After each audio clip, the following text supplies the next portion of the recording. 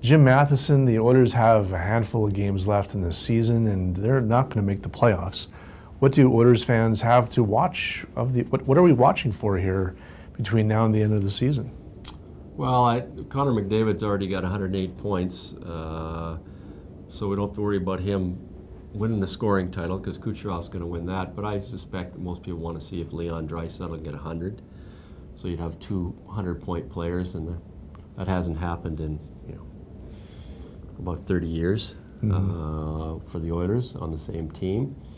It's a bit of an indictment, though. You get 200-point players. You're going to get the guy who finishes second in the league scoring and the guy who finishes fourth in Draisaitl and not make the playoffs. So it looks good on paper, but it's a bit of an indictment if you can't make the playoffs. And I've wondered, in terms of season-ending voting and awards and such, if I'm a voter, where do I vote Leon Draisaitl? Is he a center or is he a winger?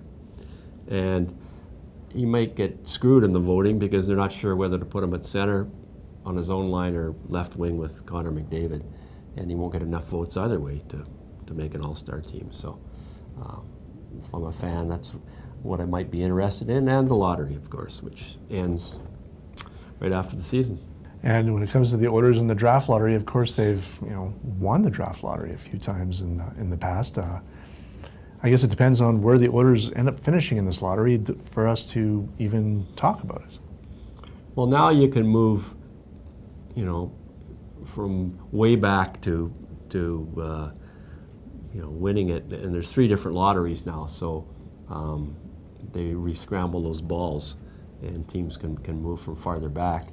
I haven't looked closely, but I think the Oilers are picking about 7th. Right now they have about the 7th best odds, 7th or 8th.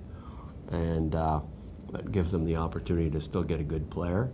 I don't think it matters where the Oilers finish unless they get the 2nd pick, draft the Finnish forward Kakko. But they're going to get a good player no matter where they are. It's a pretty good draft this year, so whether they're picking 1st, 2nd, or 7th, I think they should get a good player.